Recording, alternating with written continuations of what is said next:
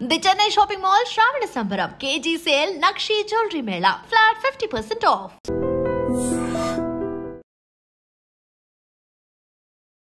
నమస్కారం, welcome to I dream ధర్మ మార్గం విత్ విజిత కార్యక్రమానికి స్వాగతం.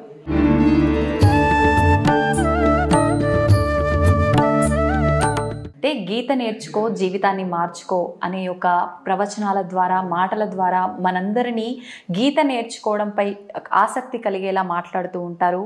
వారెవరో కాదండి, గీత జ్ఞాన ప్రవచన ప్రచారకర్త డాక్టర్ ఎల్వి గంగాధర శాస్త్రి గారు. ఇప్పుడు వారితో మాట్లాడి మరిన్ని విషయాలు, మంచి విషయాలు, మన సనాతన ధర్మం గురించి అయితే ఏంటి, భగవద్గీత యొక్క గొప్పతనం గురించి అయితే ఏంటి, నిజంగా గీత నేర్చుకోవడం వల్ల మనలో ఎటువంటి మార్పులు వస్తుంటాయి, సాధారణంగా ప్రతి ఒక్కరు కూడా చెప్తూ ఉంటారు గీత నేర్చుకోవటం వల్ల, గీతను ఆచరించడం వల్ల మన జీవితంలో చాలా రకాల మార్పులు జరుగుతూ ఉంటాయని. నిజంగా ఎటువంటి మార్పులు జరుగుతూ ఉంటాయి, ఇలాంటి మరిన్ని విషయాలు ఇప్పుడు వారితో మాట్లాడి తెలుసుకునే ప్రయత్నం చేద్దాం. నమస్కారం అండి. నమస్కారం తల్లి, ఆయుష్మాన్ భవ. థ్యాంక్ యూ అండి. భగవద్గీత, గీత నేర్చుకుంటే నిజంగా మన రాత మారిపోతుంది అని చెప్పి మీరు చాలా సందర్భాల్లో చెప్పిన సందర్భాలు ఉన్నాయి. అయితే నిజంగా గీత నేర్చుకుంటే మన రాత మారిపోతుంది అంటారా? ఖచ్చితంగా, లేకపోతే ఎందుకు చెప్తాను? ఏ విధంగా? పచ్చబద్ధమేం కాదు కదా. ఎలా మారుతుందంటే, ఈ క్యాప్షన్ అర్థం ఏమిటంటే, అసలు అర్థం, లక్ష్యార్థం ఏమిటంటే, గీత నేర్చుకుందాం, రాత మార్చుకుందాం, ఇంటింటా గీతా జ్యోతుల్ని వెలిగిద్దాం, భారతీయ సనాతన ధర్మ జ్యోతులై ప్రకాశిద్దాం అని చెప్తుంటాం. భగవద్గీత ఫౌండేషన్ తరఫు నుంచి మేము ఎక్కడికి వెళ్ళి భగవద్గీత గాన ప్రసంగాలు చేసిన, ప్రవచనాలు ఇచ్చిన, గీత నేర్చుకుందాం. ఇక్కడ నేర్చుకోవడం అంటే అర్థం ఏంటంటే, గీత అంటే జీవన గీత, మరణ గీత కాదు. అంటే జీవితానికి ఉపయోగపడేది. ఎలా జీవితం గడిపితే అది ఉన్నతమైన జీవితం అవుతుందో, ఉత్తమమైన జీవితం అవుతుందో, మనం వెళ్ళిపోయిన తర్వాత కూడా ప్రజలు మనల్ని గుర్తుపెట్టుకుంటారో, ఈ లోకం గుర్తుపెట్టుకుంటుందో, కృష్ణుని గుర్తుపెట్టుకున్నట్టు, అర్జునుని గుర్తుపెట్టుకున్నట్టు, ధర్మాన్ని అనుష్ఠించి ప్రపంచానికి చెప్పి 11,000 సంవత్సరాలు రాజ్యపాలన చేసిన రామో విగ్రహవాన్ ధర్మ, రాముడు ఆచరించినట్టు, ఇవన్నీ ధర్మాలు. అలా ఏ ధర్మాన్ని ఆచరించటం వల్ల నువ్వు శాశ్వతుడు అవుతావో అది భగవద్గీత రూపంలో ప్రపంచ మానవాళికి, కులాలకి, మతాలకి, జాతులకి, దేశాలకి, కాలాలకి అతీతంగా అర్జునుని నిమిత్తంగా చేసుకుని ప్రపంచ మానవాళికి బోధించిన శ్రీకృష్ణ పరమాత్మ బోధించింది ఇగో ఈ భగవద్గీత. ఇది నేర్చుకోవడం అంటే అర్థం ఏమిటంటే, ఊరికే బట్టి పట్టేయటం కాదు. 700 శ్లోకాలు బట్టి పట్టేసి మార్కులు తెచ్చేసుకుని, లేదా ప్రైజుల్లో ఫస్ట్ ప్రైజ్, సెకండ్ ప్రైజ్ అని గెలిచేసుకుని అక్కడితో అమ్మాయి అయిపోయింది అనుకుంటే అది నేర్చుకోవడం కాదు. పేరు కోసం దాని లక్ష్యం అది కాదు. నేను పిల్లల స్టూడెంట్స్ కూడా చెప్తుంటాను, స్టూడెంట్స్ కూడా మీరు ర్యాంకుల కోసం చదవకండి అన్న, జ్ఞానం కోసం చదవండి, నాలెడ్జ్ కోసం చదవండి. ర్యాంకుల కోసం చదివితే ఏంటంటే స్ట్రెస్ వస్తుంది. నాలెడ్జ్ కోసం చదివితే ఇంక జీవితమే మీరు రిటైర్మెంట్ టైంలో కూడా 60 ఏళ్ళు 70 ఏళ్ళు దాటినా కూడా అప్పుడు 10th క్లాస్లో ఆ ఇంగ్లీష్ మాస్టర్ చెప్పిన పాఠం చెప్పు, తెలుగు మాస్టర్ చెప్పిన పాఠం చెప్పు అంటే టక్కన రెక్కలకు చేసుకుని చెప్పేయగలడు. ఎవడు చెప్పగలడంటే కేవలం జ్ఞానం కోసం మాత్రమే స్కూల్కి వెళ్ళేవాడు, కాలేజీకి వెళ్ళేవాడు. సో అలాంటి వాళ్ళు మనకి ఈ సమాజంలో చాలా మంది కనిపిస్తారు. జ్ఞానం కోసం మాత్రమే, మార్కుల కోసం, ఉద్యోగాల కోసం, ర్యాంకుల కోసం కాదు జీవితం అంటే అని చెప్పిన వాళ్ళే మనకి మన సామాన్య పరిభాషలో చెప్పాలంటే ఎన్టీ రామారావు గారు, అక్కినేని నాగేశ్వరరావు గారు, వీళ్ళు వాంగ్మయాలకి, ఘంటసాల వెంకటేశ్వరరావు గారు, పాత రోజుల్లో సముద్రాల గారు లాంటి, నారాయణ రెడ్డి గారు లాంటి, మహాకవి శ్రీశ్రీ గారు లాంటి ఇట్లాంటి మహాత్ములు అనమాట. వాడు జ్ఞానం వాడు కాంపిటీషన్స్ సమాజంలో. ఆయన అంత మాట రాశాడు, అంత గొప్ప పాట రాశాడు, అంత గొప్పగా యాక్ట్ చేశాడు, అంత గొప్ప భాషని ఉచ్చరించాడు. మనం కూడా వాళ్ళ బ్లెస్సింగ్స్ తీసుకునేట్టుగా, వాళ్ళ ఆశీస్సులు తీసుకునేట్టుగా మనం కూడా ఆ భాషలో అలా ఉండాలి, లేదా ఆ నటనలో అలా ఉండాలి. అట్లా రెఫరెన్స్ ఆఫ్ హిందూయిజం అంటే సనాతన ధర్మానికి రెఫరెన్స్ ప్రపంచానికి ఒక గొప్ప మహానుభావుడు ఉన్నాడు ఈ దేశంలో, స్వామి వివేకానంద. సో ఇలా గుర్తు పెట్టుకునేట్టుగా నీ జీవితం కొనసాగించాలంటే భగవద్గీత నేర్చుకోవాలి. నేర్చుకోవడం అంటే దాని ప్రతి పదానికి, ఇది జాగ్రత్తగా వినండి, ప్రతి పదాన్ని మనం నేర్చుకుంటూ, అర్థం చేసుకున్న దాన్ని ఆచరించే ప్రయత్నం చేస్తూ, ఆచరించే ప్రయత్నంలో నువ్వు నెంబర్ 1 స్థానంలో ఉంటూ, వాడు ఆచరించే మాట్లాడతాడరా అని ప్రపంచం అనుకోవాలి. దానికి ఇన్స్పిరేషన్, దానికి స్ఫూర్తి కూడా శ్రీకృష్ణ పరమాత్మే. ఆయన ఏమని చెప్తాడంటే, ఈ లోకంలో నేను పొందదగింది కానీ పొందవలసింది కానీ నాకేం లేదు. అయినా సరే నేను కర్మలు చేస్తూనే ఉన్నా, ఎందుకంటే నాలాంటి వాడే చేయకపోతే అంతటి వాడే చేయలేదు, మనం ఎందుకు చేయాలి అని చెప్పి లోకం నన్ను అనుసరించి నన్ను ఫాలో అయ్యి సర్వనాశనం అయిపోతుంది. దానివల్ల లోకం తారుమారవుతుంది. అందుకని నాకు అవసరం లేకపోయినా, నాకు ప్రయోజనం లేకపోయినా నేను కర్మని ధర్మబద్ధంగా అనుష్ఠిస్తున్నా. మేము మీకు ఇన్స్పిరేషన్ ఇవ్వడం కోసం. సో అందుకని కృష్ణుడి నుంచి, భగవద్గీత నుంచి మనం నేర్చుకోవాల్సిన ఏంటంటే, ఎవడైతే ఆచరిస్తాడో వాడు మాత్రమే చెప్పడానికి అర్హత ఉంది, వాడికి మాత్రమే చెప్పడానికి అర్హత ఉంది. ఎవడైతే ఆచరించి మాట్లాడతాడో వాడి వాక్కుకు మాత్రమే పదునుంటుంది. డైలాగ్ భలే చెప్పారా అనుకుంటారు, అంతవరకే. డైలాగ్ చెప్పడం కాదు, నువ్వు ఇటురా అంటే అటు వచ్చేయాలి సమాజం అంతా. అట్లా రావాలంటే నువ్వు ఆ తపస్సులో ఉండాలి, నువ్వే అది అయిపోవాలి. చాందోగ్యోపనిషత్తు చాలా గొప్ప మాట అంటుంది, తత్వమసి అంటే దానికి లౌకికమైన అర్థం, పారమార్థికమైన అర్థం రెండు ఉంటాయి. తత్వమసి అంటే తత్ అదే, త్వం నీవు, అసి అయి ఉన్నావు, నువ్వే అదే అయి ఉన్నావు. పారమార్థికంగా ఏమిటంటే నువ్వే దేవుడు అని అర్థం, నువ్వే దేవుళ్ళలాగా అయిపోవాలి. లౌకికమైన అర్థం ఏమిటంటే నువ్వు ఏ పని అయితే చేస్తున్నావో ఆ పని రెఫరెన్స్ తోనే నిన్ను పిలవాలి. గంగాధర శాస్త్రి గారు మీరు భగవద్గీత అని పిలవాలి, లేకపోతే ఇంకా నేను అక్కడ ఆ జర్నీ చేయకూడదు, అక్కడ నాకు తపస్సు లేదని అర్థం. నేను ఘంటసాల గారి పాటలు పాడే రోజుల్లో ఆ పాటలు పాడుతున్నప్పుడు ఆ కార్యక్రమంతో అయిపోయిన తర్వాత ప్రజలు ప్రశంసించడంతో పాటు నేను ఎక్కడికి వెళ్ళినా సార్ మీరు ఘంటసాల గారు అట్లా అంటుండేవాడు. అదే రిఫరెన్స్.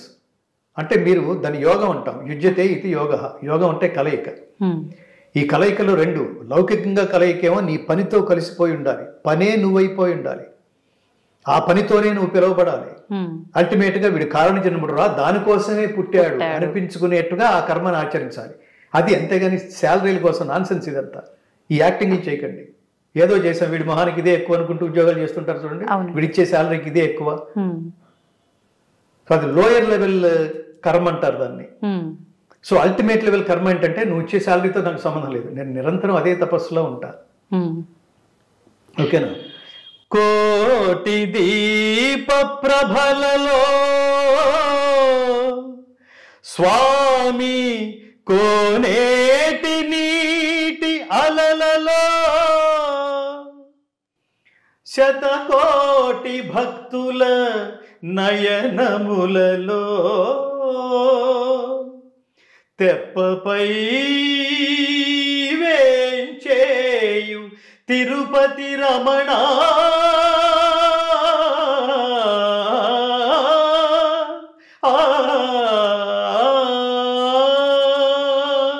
అని ఘంటసాల గారు పాడుతుంటే వెంకటేశ్వర స్వామి దిగి వచ్చినట్టే అక్కడ. నేను తిరుమల కొండలు నేను 7వ తరగతి 8వ తరగతి చదువుతున్న రోజుల్లో వెంకటేశ్వర స్వామి దర్శనానికి క్యూలో ఉంటే ఆ బ్యాక్గ్రౌండ్లో ఘంటసాల గారి వాయిస్లో ఇది వినిపిస్తుంటే నేను గుళ్ళోకి దాకా కూడా వెళ్ళక్కర్లేదు, దేవుడు అక్కడే కనిపిస్తున్నట్టు ఉండేవాడు. నేను ఇప్పుడు అక్కడికి వెళ్ళొచ్చిన అలా ఉండేది. అది మాకు ఇన్స్పిరేషన్. ఘంటసాల గారు పాడుతుంటే దైవం ఇక్కడే ఉంది అని కన్ఫర్మ్ అయిపోయాడు. ఇంకా వేరే ఆ కాంటెంపరీ సింగర్స్ కొంతమంది ఉండేవాడు, వాళ్ళు పాడుతుంటే దేవుడు ఎక్కడో, దేవుడు ఉన్నాడా అని వెతుక్కోవాల్సి వచ్చేది.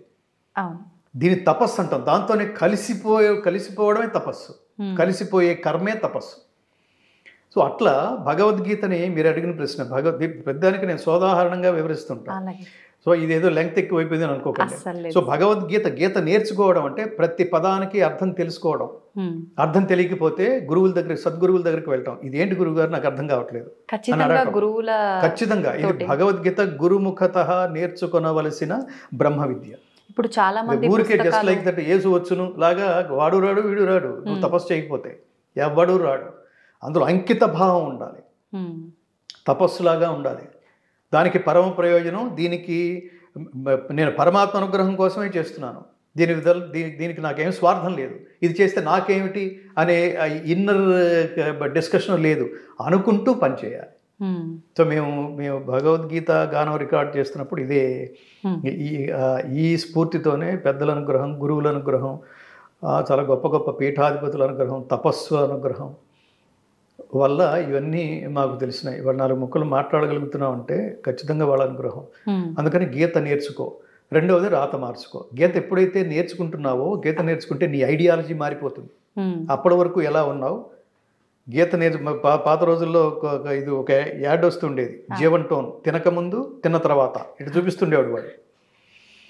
అట్లా భగవద్గీత నేర్చుకోకముందు, భగవద్గీత నీ జీవితంలోకి ప్రవేశించక ముందు, భగవద్గీత నీ జీవితంలోకి ప్రవేశించిన తర్వాత, జస్ట్ ప్రవేశం కాదు, నువ్వు అర్థం చేసుకున్న తర్వాత నీ perception towards society will change. నీ ఆలోచన విధానం విల్ చేంజ్. నువ్వు వ్యక్తుల్ని రిసీవ్ చేసుకునే విధానం విల్ చేంజ్. వాళ్ళకి నువ్వు రెస్పాండ్ అయ్యే విధానం విల్ చేంజ్. నీలో ఏమైనా స్వార్థం లాంటి నెగిటివ్ థింగ్స్ ఏమన్నా ఉంటే విల్ చేంజ్. అలా అంత ఉంటుంది. సో గీత నేర్చుకుంటే అలా నీ రాత మారినట్టే. రాత అంటే ఏమిటి? నీ గమనం, నీ ఫ్యూచరు, నీ ఆలోచన విధానం ఇవన్నీ మారినట్టే. కాబట్టి అందుకోసం ఏం చేయాలంటే ఇంటింటా గీతా జ్యోతుల్ని వెలిగించండి తల్లులారా అని మీలాంటి తల్లులకి నమస్కారం చేసి రిక్వెస్ట్ చేస్తుంటాం. అవునండి. తండ్రి పాలన, తల్లి లాలన. తల్లే చెప్తుంది. ఒరే వాడు మీ నాన్నరా అని పరిచయం చేయాలన్నా తల్లే చెప్పాలి. భాష పరిచయం చేయాలన్నా తల్లే చెప్పాలి. సంస్కారం అంటే ఏమిటో పిల్లలకి తెలియజేయాలన్నా తల్లే చెప్పాలి. అందుకనే పిల్లలు చెడిపోతే ఏమంటారు? ఏ తల్లి కిందరా బాబు వీడిని. పిల్లాడు బాగుపడితే ముందు నీ తల్లి ఎవరో చెప్పు నాన్న, ఆ తల్లి పాదాలకు నమస్కారం చేస్తాను, ముందు కృతజ్ఞతంతా ఆ తల్లికే చెల్లించాలి. తల్లికి అంత బాధ్యత ఉంది. అందుకని ఈ విషయం గట్టిగా చెప్తుంటాం. ఎందుకు గట్టిగా చెప్పాలి? మామూలుగా చెప్పొచ్చు కదా అని అడగచ్చు.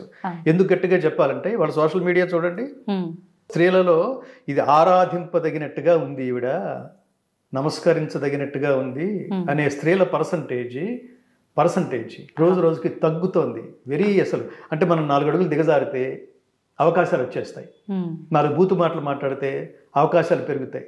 ఇంకోటి ఎవడో దరిద్రుడితో మనం ఇంటర్వ్యూ చేయించుకుంటే ఇంకా అవకాశాలు పెరుగుతాయి. పలానా దాంట్లో అవకాశాలు వస్తాయి అనే చెత్త చెదారం పబ్లిసిటీ, నెగిటివ్ పబ్లిసిటీ లాంటివి మన జీవితంలోకి ప్రవేశింపజేసుకోవడం ద్వారా అంటే ఈ దురదృష్టకరమైన లక్షణాలు పెరుగుతున్నాయి స్త్రీ జాతిలో. అది ఆందోళన కలిగించే విషయం.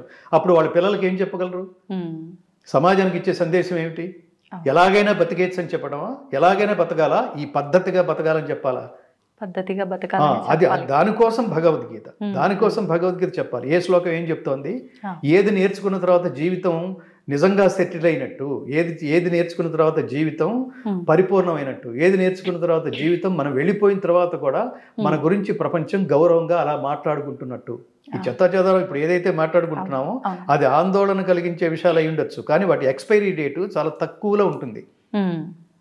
ఇట్లాంటి వాటికి ఎక్స్పైరీ డేట్ ఉండదు.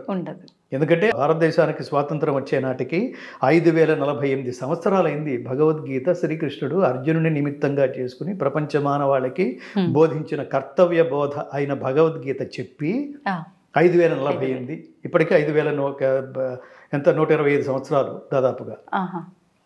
అంటే మొన్న ఒక పుస్తకం రాస్తే దాన్ని నిన్న రిలీజ్ అయితే ఓ 6 రోజుల తర్వాత మార్కెట్లో ఉంటుందో లేదో తెలియదు. అలాంటిది 5000 సంవత్సరాల క్రితం బోధించబడిన ఒక బోధ అది గ్రంథ రూపం దాల్చి ఇవాళకి మార్కెట్లో ఉంది అంటే, ప్రపంచ మానవాళ్ళని జాగృతం చేస్తోంది అంటే అది ఎలా సాధ్యమైంది? ఎంత సార్వజనీయత ఉండాలి అందులో. అవునండి కదా. అందుకనే నేను ఒక లిస్ట్ చెప్తుంటాను. Edwin Arnold, max Muller, Oppenheimer, warn Hastings, Einstein, Aldous Huxley, David ఫ్రాలే అనే ఆయన సంస్కృత యూనివర్సిటీ ప్రొఫెసర్ అమెరికాలో. అతని పేరు డేవిడ్ ఫ్రాలే. కానీ అతను భారతదేశంకి వచ్చి ఇక్కడ హిందూయిజం గురించి, సనాతన ధర్మం గురించి అతను రీసెర్చ్ చేస్తుండగా అతని పేరే అతనికి నచ్చక వామదేవ శాస్త్రి అని పేరు మార్చుకున్నాడు అతను. వామదేవ శాస్త్రి. వాడు కాంటెంపరీస్కి కన్ఫ్యూజ్ అవుతాడేమో అని చెప్పి బ్రాకెట్లో డేవిడ్ ఫ్రాలే అని రాసుకుంటున్నాడు అతను.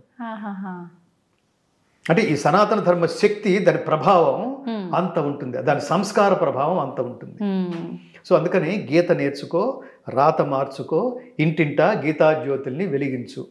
నీకు నైతికమైన విలువలు ఉండాలి కదా. అల్టిమేట్గా మీరు ఎన్ని కోట్లు సంపాదించినా తర్వాత సంగతి.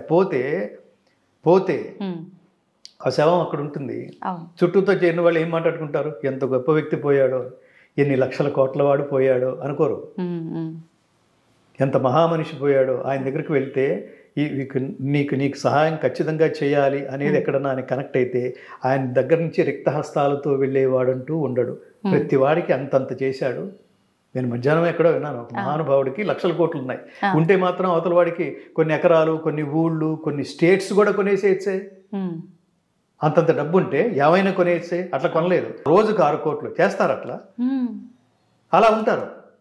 మనకి వెనకట్లో పాత పాట ఒకటి ఉంది, ఇచ్చుటలో ఉన్న హాయి వేరెచ్చటను లేనే లేదని లేటుగా తెలుసుకున్నాను, నా లోటును దిద్దుకున్నాను, ఆ ప్రేమ నగరుకే పోతాను పోతాను పోతాను అన్నాడు. ఒక తాగుబోతు క్యారెక్టర్కి రాసినప్పటికీ గొప్ప వేదాంత వాక్యాలు అవి. ఏమిటి ప్రేమ నగర్ అంటే? ఏమిటి ఇచ్చుటలో ఉన్న హాయి వేరెచ్చటను లేదని. చాలా గొప్ప మాట అది. గీత చెప్తోంది, యజ్ఞదాన తపఃకర్మ నత్యాజ్యం కార్యమేవ తత్, యజ్ఞోదానం తపశ్చైవ పావనాని మనీషిణాం. జీవితంలో ప్రతి మనిషి పుట్టినప్పటి నుంచి గిట్టే లోపల వాడు 3 పుణ్యకర్మల్ని చేసి తీరవలసిందే, గుర్తుపెట్టుకో అర్జున అన్నాడు. ఏమిటా 3 కర్మలంటే? యజ్ఞము, దానము, తపస్సు. యజ్ఞము దేవతల కోసం యజ్ఞం చేస్తావు, ఆ హవిస్సు తీసుకుని ఏం కావాలంటే అది ఇస్తారు, బట్ ధర్మబద్ధం అయ్యేది అయి ఉండాలి. నేను ఇంత కష్టపడి చేశాను, ఆ పక్కన వాళ్ళు లేచిపోవాలి, ఇది కాదు.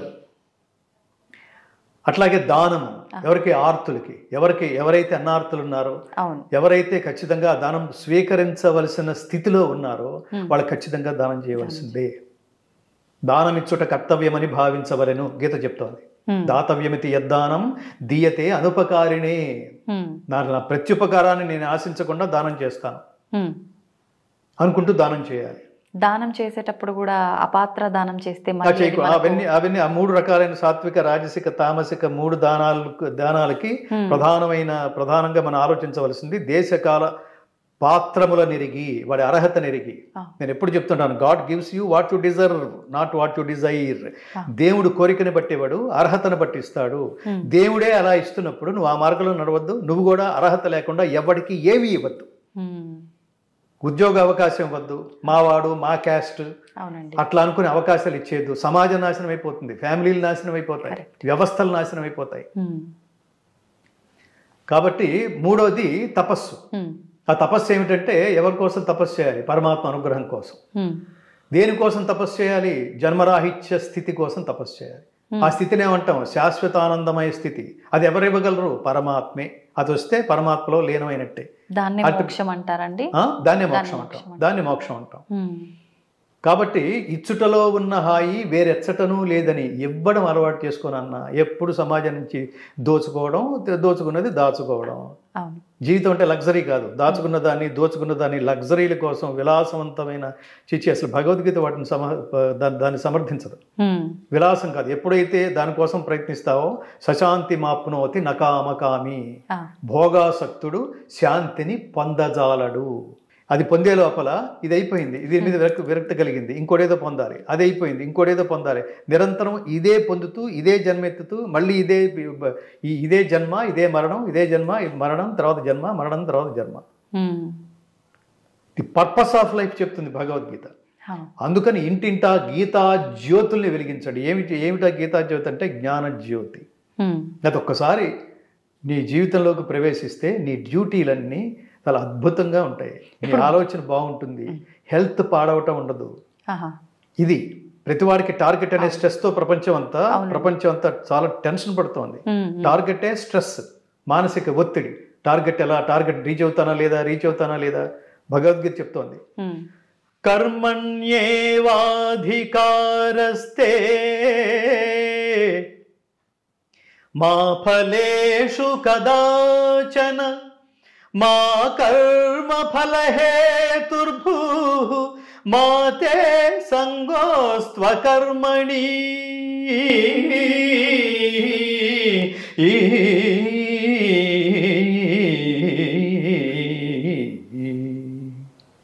సిన్సియర్గా డ్యూటీ చేయి. ఫలితం నీ చేతిలో లేదు. నీ చేతుల్లో లేని ఫలితం గురించి నీకెందుకురా టెన్షన్? రాత్రి ఏం చదివావో అదే ఎగ్జామ్లో వస్తే రాస్తావో, లేకపోతే లేదు. Just like that. అంత ఈజీగా ఉండాలి. ఈ దారి పొడుగుతా నేను చదివింది వస్తుందా రాదా? వస్తే ఓకే, రాకపోతే ఇంకా నాకు ఇంకా వేరే పరిస్థితి ఏం లేదు, వేరే ఆల్టర్నేటివ్ ఏం లేదు. ట్యాంక్ బండే అనుకున్నాడు అనుకో, ఎలా? అది తప్పు. చదివిన తర్వాత రాస్తావు, రాసిన తర్వాత అది నీ చేతి ఏ క్వశ్చన్స్ వస్తాయో నీకు తెలియదు, అది నీ చేతిలో లేదు. రాసిన తర్వాత ఎవరు దిద్దాలి? ఎగ్జామినర్ దిద్దాలి, టీచరే దిద్దాలి కదా, అది నీ చేతిలో. ఎన్ని మార్కులు వేస్తాడు నీ చేతిలో లేదు. నీ చేతిలో లేని దాని గురించి ఇంత వర్రీ ఏమిటిరా? జీవితం అంటే నువ్వు చేసే పనిని ఎంజాయ్ చేయటం, పనిని ఆనందించటం, రిజల్ట్ కాదు. రిజల్ట్ జీవితంలో ఒక మైల్ రాయి లాంటిది. వెళ్తుండగా తగులుతుంది, తగలగానే మాయమైపోతుంది, ఇంకో చోటుకి వెళ్ళిపోతుంటాం, దాన్ని క్రాస్ చేసి వెళ్ళిపోతుంటాం. ఎంతసేపు ఉంటాం అక్కడ? మైల్ రాయి తగిలింది అని దాని దగ్గరే ఉంటావా? కాపురం పెడతావా? ఆ దారిలో తగులుతుంటాయి, వెళ్ళిపోతుంటాయి. నెక్స్ట్ మైల్ రాయి, అదే లైఫ్. లేదు మైల్ రాయి చేరుకోలేదు అంటే, చేరుకోలేదు అంటే దాని అర్థం మన తపస్సు, ఇంటెన్సిటీ ఆఫ్ అవర్ తపస్సు సరిపోలేదన్నమాట. సో ఇంటెన్సిటీ పెంచుదాం. ఎవడో విమర్శించాడు, ఇంకిపోవడం కాదు. వాడి బంధు వాడికి ఏం తెలియదు, క్యాస్ట్ ఫీలింగ్తో మాట్లాడాడు, చెత్త మాట్లాడుకోకూడదు. వాడు చెప్పాడు అంటే ఏదో ఉంది అందులో, దీన్ని సరి చేసుకునే ప్రయత్నం చేద్దాం. నారాయణ రెడ్డి గారు అదే, అందుకనే చాలా గొప్ప మాట అంటారని, చక్కనిదే ఉలి కడుపున శిల్పం ఎలా పుడుతుంది, కరగనిదే కొవ్వొత్తికి కాంతి ఎలా పుడుతుంది. నిన్ను నువ్వు చెక్కుకో, అనునిత్యం తనను తాను చెక్కుకున్న శిల్పి ఇతడు, ఆత్మిక విద్యలు తెలిసిన అధునాతన యోగి ఇతడు. సుద్దాల అశోక్ తేజ అక్కినే నాగేశ్వరరావు గారి కోసం రాసిన పాట, నేను కంపోజ్ చేసి పాడింది అది. సో నిరంతరం మన తప్పులను సరి చేసుకుంటూ మనల్ని ఇంకా నెక్స్ట్ లెవెల్ ఏంటి ప్రతివాడు ఆలోచించవలసిన 2 పదాలు ఇవి, next level and bottom line. ఈ 2 పదాలు ఆలోచిస్తూ ఉండాలి. మనం వెళ్ళిపోయే నాటికి ప్రపంచం మన గురించి ఏదో గొప్ప విషయం అనుకోవాలి, లేకపోతే జీవితం అంతా వృధా చేసామని అర్థం. చాలా విలువైన జీవితం. అయితే కొంతమంది చాలా కష్టపడుతుంటారు, ఫలితం ఆశించకుండా కష్టపడాలని చెప్పారు కదండి. ఎంత కష్టపడ్డా కూడా దానికి ప్రతిఫలం అనేది ఉండదంటే వీళ్ళు కష్టపడుతున్నామన్న భ్రమలో ఉంటున్నారా అంటారా? అసలు ఏమంటారు దాని గురించి? భ్రమగా తెలుసుకుని చేయాలి. ఏ పని ఏ కర్మ అయినా తెలుసుకుని చేయాలి. బాగా చేస్తున్నావని నువ్వు ఏమంటారు క్రియేటివ్ వర్క్ చేయగాని ఊరికి దాన్ని ఏమంటారు జస్ట్ ఫిజికల్ గా బ్లైండ్ వర్క్ చేయకు. యోగ కర్మసు కౌశలం అంటుంది. అలా ఉన్నవాడికే ఫలితం బాగుంటుంది. ప్రతివాడికి వర్తించదు. నువ్వు తెలివిగలవాడు అయి ఉండాలి అనేది నేను సింపుల్ గా చెప్పుండొచ్చు. ఆ తెలివితేటలు అంటే ఏమిటో నువ్వు తెలుసుకోవాలి, క్రియేటివిటీ అంటే ఏమిటో నువ్వు తెలుసుకోవాలి, నెక్స్ట్ లెవెల్ కి వెళ్ళడం అంటే ఏమిటో తెలుసుకోవాలి. లోపల ఒక డిస్కషన్ జరుగుతుండాలి, లోపల ఒక విమర్శ జరుగుతుండాలి. ఇవన్నీ తెలివితేటలకి జ్ఞానానికి సంబంధించినవి. మీరు చాలా లోయర్ లెవెల్ వాడికి ఎంత చెప్తే వాడికి అర్థం కాకపోవచ్చు. నువ్వు ఆచరించి వాడికి చెప్తూ ఉండాలి. అది ఒక జన్మలో సాధ్యపడకపోవచ్చు, తర్వాత జన్మలో ఏదో సాధ్యపడుతుంది. వాడు వినడం కూడా మీకు డొమెస్టిక్ ఇవ్వంటాం. ఎన్నో జన్మల సుకృతం వల్ల కూడా మన చుట్టూతో కొంతమంది పనిచేస్తూ ఉంటారు, వాడు వింటూ ఉంటాడు. ఒక్కొక్కడు మహానుభావ. ఉదాహరణకి ఆఫీస్ బాయ్ అనుకోండి, మా దగ్గర ఒకటి పనిచేస్తుండేవాడు, నా దగ్గర ఒక డ్రైవర్ పనిచేస్తుండేవాడు. ఇదివరకు పనిచేస్తుంటే గురువుగారు మీరు నేను డ్రైవింగ్ చేస్తూ నేనేం డీవియేట్ కాను గురువు గారు, నేను డ్రైవ్ చేస్తుంటాను, నాకు భగవద్గీత పుస్తకం ఇస్తారా? నీకెందుకురా అన్నా నేను. కాదు గురువుగారు, ఇవ్వండి గురువుగారు. వాడి శ్రద్ధ తెలుసుకుని ఓ రోజు భగవద్గీత పుస్తకం ఇచ్చా. వాడు ఎప్పుడు నేర్చుకున్నాడో ఒక చాప్టర్ అంతా నేర్చుకున్నాడు. మనం ఊహించలేము. వాడు నీ క్వాలిఫికేషన్ ఏమిటంటే 7th కూడా పాస్ అవ్వలేదన్నాడు. వాడు డ్రైవర్ అంటే మనకంటే లోయర్ లెవెల్ అని అనుకుంటాం కదా, నాలెడ్జ్లో కానీ అచీవ్మెంట్స్లో కానీ. ఖచ్చితంగా వాళ్ళే అయి ఉంటారు కదా. వాడికి అలా ఇస్తే నేర్చేసుకున్నాడు. నేర్చుకుంటే వాడిని చూసి నా మేనేజర్ ఇన్స్పైర్ అయ్యాడు. ఇదేంటి వీ డ్రైవరు, నేను మేనేజర్ని ఫౌండేషన్కి, నేనేమి నేర్చుకోలేకపోయినట్టు అవమానం ఫీల్ అయ్యాడు వాడు. వీడి చాప్టర్ అంతా చెప్తున్నాడు ఉచ్చారణతో సహా. యజ్ఞదాన తపఃకర్మ నత్యాజ్యం కార్యమేవ తత్ యజ్ఞోదానం తపశ్చైవ పావనాని మనీషిణాం అని చదువుకున్న వాళ్ళగా చెప్తున్నాడు వాడు. ఆ సంస్కారం అది. ఇంకోటి ఆ పక్కనే తిరుగుతుంటాడు, వాడు ఎప్పటికీ నేర్చుకోడు. ఈ నేర్చుకోవాలనే ఆలోచన, ఉత్తమమైన మార్గంలోకి వెళ్ళాలనే ఆలోచన, దాని తపన తపస్సు, ఇవి కొంతమందికే ఉంటాయి. దీని సంస్కారము అంటాం. నేర్చుకోవాలంటే అర్హత ఉండాలండి, ఆలోచన ఉంటే సరిపోతుంది. ఆలోచించే చాలు. ప్రతిదాని ఏదైనా నేర్చుకోవాలంటే మొట్టమొదటి ఆలోచన, తర్వాత నేర్చుకోవడానికి అది నేర్చుకునేంత వరకు మనం అదే ధ్యానంలో, అదే ధ్యాసలో, అదే తపస్సులో ఉండాలనే కృషి, ఇవి చాలా ఇంపార్టెంట్. సో అందుకని విద్యా వినయ సంపన్నే, నీకు ఆ తపన ఆర్తి ఉంటే నువ్వు ఏదైనా నేర్చుకోవచ్చు. సో ఆ నేర్చుకోవాలనే లక్ష్యం ఉండాలి. ఈ లక్ష్యం కూడా దాని ఇంటెన్సిటీ అంతా చెక్ చేసుకుంటూ ఉండాలి. ఖాళీగా ఉంటే నేర్చుకోవడం, ఖాళీ దొరికితే నేర్చుకోవడం, అవి లక్ష్యాల్లో లోయర్ లెవెల్. ఇదని నాకు ఇంట్రెస్ట్ ఉంది సార్, కానీ టైం దొరకట్లేదు అంటాడు ఒకడు. అది టైం కాదు, అది నువ్వు టైం మీద పెడుతున్నావు, నీకు ఇంట్రెస్టే లేదు. ఒకవేళ ఇంట్రెస్ట్ ఉంది అనుకున్నావు అనుకో, ఏ లెవెల్లో ఉంది ఇంట్రెస్ట్? ఫస్ట్ లెవెల్లో ఉందా అంటే అది ఇంట్రెస్ట్ కాదు. 4th లెవెల్లో ఉందా అది ఇంట్రెస్ట్ కాదు. అల్టిమేట్ లెవెల్లో ఉందా అదే ఇంట్రెస్ట్. అప్పుడు ఏంటంటే అప్పుడు అలాంటి వాళ్ళు మేము అడుగుతుంటాం, ఎన్ని గంటలకు లేస్తున్నావు అని. నేను 6:00కల్లా లేస్తాను సార్. మరి నీకు ఇంట్రెస్ట్ ఉంటే 5:00కి లేవాలి కదా. మేము భగవద్గీత రికార్డ్ చేసేటప్పుడు దీని ఇంట్రెస్ట్ వేరు. దీనికి జస్ట్ లైక్ దట్ ఇంగ్లీష్లో పదం ఉపయోగించలేము. ఇది తపస్సు. మహానుభావుల దగ్గరికి వెళ్ళేవాళ్ళం. 150 మంది టెక్నీషియన్స్, స్కాలర్స్, మా మా మా గురుశ్రేష్ఠులు, 3 త్రిమూర్తులు లాంటి మహానుభావులు. పద్మశ్రీ డాక్టర్ ఆచార్య పుల్లెల శ్రీరామచంద్రుడు గారు భారతదేశంలో సంస్కృతంలో దిక్సూచి, సంస్కృతానికి దిక్సూచి. రెండవది డాక్టర్ ఆయన శిష్యుడు లాంటి వారు. నాకు ఉత్తమ గురువు, భగవద్గీతలో నాకు మొదటి గురువు డాక్టర్ RVSS అవధానులు. శ్రీవేద భారతి అనే సంస్థని స్థాపించి వేదాలని, ఉపనిషత్తుల్ని ప్రపంచానికి పంచిపెట్టడమే, వాటిని కంప్యూటరైజ్ చేయడమే ఆయన జీవిత లక్ష్యంగా పెట్టుకున్నాడు. 4 దశాబ్దాల నుంచి కృషి చేస్తున్న మహాత్ముడు ఆయన. ఉంటారా ఇట్లా మన తెలివితేటల్ని, కాలాన్ని డబ్బుగా మార్చుకోవటం, ఇమ్మీడియట్గా డబ్బుగా మార్చుకోవటం ఎలా అని ఆలోచించే ప్రపంచంలో ఇలాంటి వాళ్ళు ఉంటారా అంటే ఉన్నారు. వాళ్ళకి డబ్బు కాదు, మోర్ దాన్ దట్. ఏదో మన సినిమాలో ఏదో డైలాగ్ ఉంటుంది చూడు, అంతకు మించి అంటుంటాడు చూడు.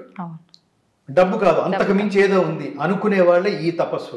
మూడో వ్యక్తి డాక్టర్ కోరాడు సుబ్రహ్మణ్యం గారు, సంస్కృత మహామహోపాధ్యాయ సంస్కృతంలో. తెలుగు మన హైదరాబాద్ యూనివర్సిటీ ప్రొఫెసర్ ఆయన. సో నా భగవద్గీత గాన మార్గదర్శక త్రయం ఈ మహాత్ములు. సో కాబట్టి నువ్వు అడిగిన ప్రశ్న, జీవితంలో స్ట్రెస్ లేకుండా ఆనందం అనుభవించాలంటే భగవద్గీత చదివి అర్థం చేసుకుని ఆచరించండి. అల్టిమేట్గా దానికి bottom line, Bhagavad Gita is not only the reading text, it's a practising text. Bhagavad Gita చదివి అర్థం చేసుకుని అల్టిమేట్గా ఆచరణ గ్రంథం తప్ప ఊరికి నాకు బట్టి పట్టేసే గ్రంథం కాదు. చాలా చోట్ల కాంపిటీషన్స్, చివరికి షోస్ కూడా చేస్తున్నారు. Bhagavad Gita show, Bhagavad Gita event. అసలు అవన్నీ పదాలే నాన్ సెన్స్ అనమాట. అందరూ 700 శ్లోకాలు చదివేశారు. 700 శ్లోకాలు చదవడం ఫస్ట్ లెవెలే. 700 శ్లోకాలు చూడకుండా చెప్పేస్తాడు మావాడు, ఫస్ట్ లెవెలే. దాని తాత్పర్యం తెలుసా, అది సెకండ్ లెవెల్. దాని ఆచరణ తెలుసా, అర్థం తెలిసి ఆచరిస్తున్నావా, అది అల్టిమేట్ లెవెల్. దాని ప్రచారం కూడా చేస్తున్నావా, ఇంకా నీకు నమస్కారం చేయాలి జాతి. నీ వయసుతో సంబంధం లేదు అప్పుడు.